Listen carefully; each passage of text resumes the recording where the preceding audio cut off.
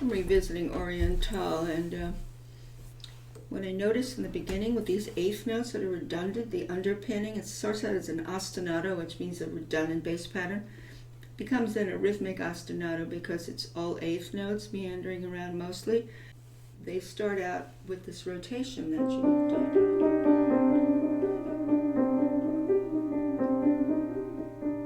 So it's this, which is a clockwise rotation.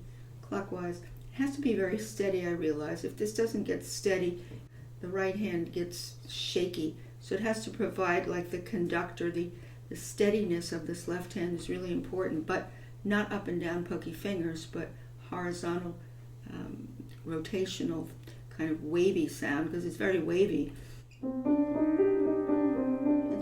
Introduction.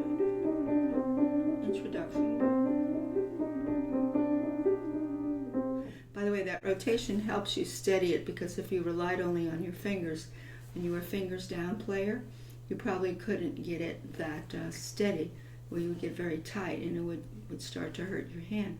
Because you want that bigger energy, which is just a rotational energy.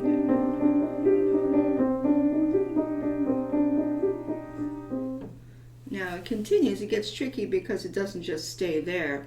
It starts, going into some other directions. Like if it continues after the double bar, let's see what it does.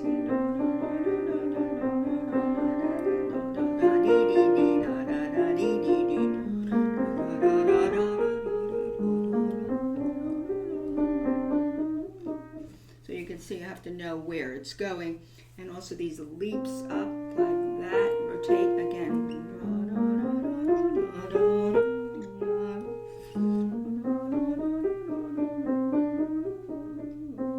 So you always have that lateral kind of rotation. You don't freeze your hand. When you don't freeze your hand and you have this rotation, you get a much, much more beautiful phrasing. And so I recommend you always go through that left hand, particularly in this piece I would. And then as it continues, after it does this. Now this line is going to be very interesting that's coming, because you're going to have some contrary motion between your hands. The left hand's going to go down lower, away from this sort of area that it's been in. Actually, it's been in treble clef here for the left hand. He's written in treble clef. Now he goes into bass clef because he's going lower. So you're reading bass clef now here, and you're going into the harmonic minor scale, which is going to intensify right here.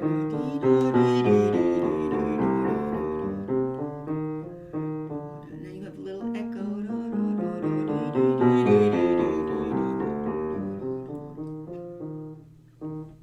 So you're going to get a little deeper as you go down over here into the harmonic minor with the raised B to be natural and C harmonic minor. And you're going to bring that out. So that's something you should practice. And then he goes back to what you've already practiced, this business. Lateral rotation.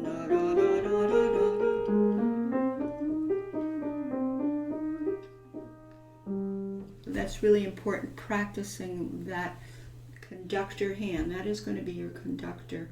That's going to give you the cohesion of the singing pulse that's going through that left hand. And once you get that pretty much established for that kind of first part, then you're ready to look at the right hand. I sometimes do that. I'll do the left hand, particularly here I would. Now you have to decide how you're phrasing the right hand in this first part.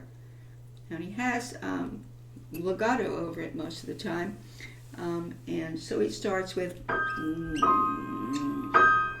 I delay that because it's a tied over syncopated note, because it's tied over the measure of third beat to first beat, and then he comes out of that to there, and he just falling down, rest. Here comes this trill, which is, I measure it. Technically the best fingering is 3-5-3-5, only because she's supposed to hold this D down through the half note, which that is. Then you're easily into that. But I kind of want a better trill. I'm not a good 3-5 trill person, so I like 2/4, so I do that. And the pedal holds that down most of that half note, and then I do my gross note 2. And then I go to that. And then this is 3 notes, 3/3. And then I answer that. Answer it. So I have question and answer. Here's my question. Answer. I always want to have some relationships with these subphrases. If you see, 3/4 notes under a slur and then it's falling down, then it is sighing down for me there. So now when you put it together, just that first part.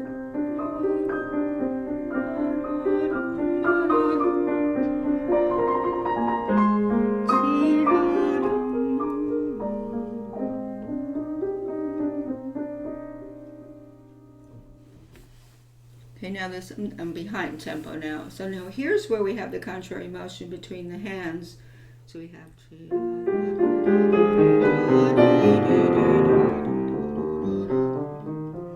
echo. And then it falls back. Very soft.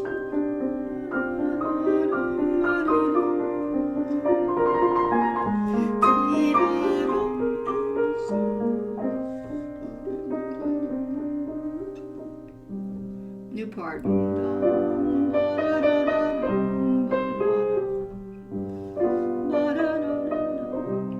Here's where I start less and a little bit more and most. Answer. Now in the distance.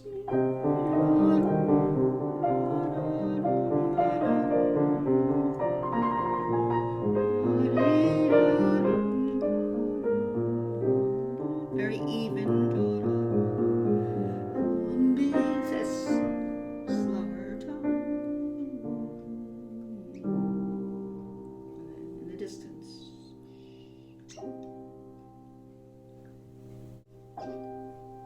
Let's go all the way in the distance there, all the way in the distance.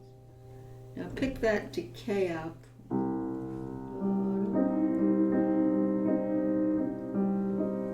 Now this gorgeous melody upstairs. You have a counter melody in the left hand right here. Answer.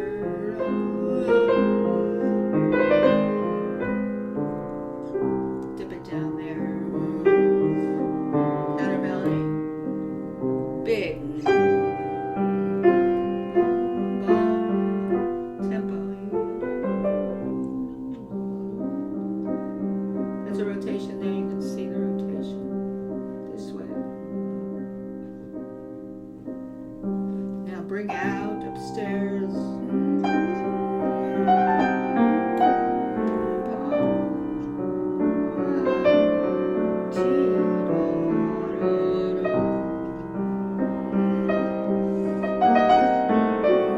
There. Finish. Answer.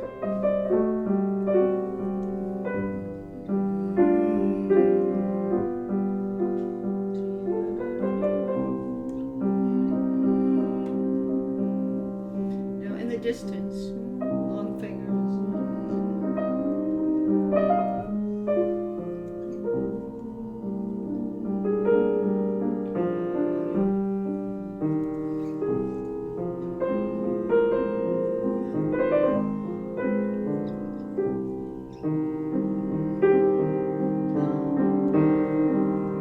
Big.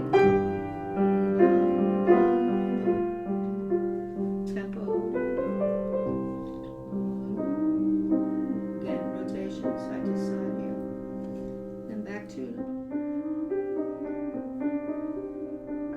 So everything comes back as before for this whole section. And we finally come to the cadence, which is the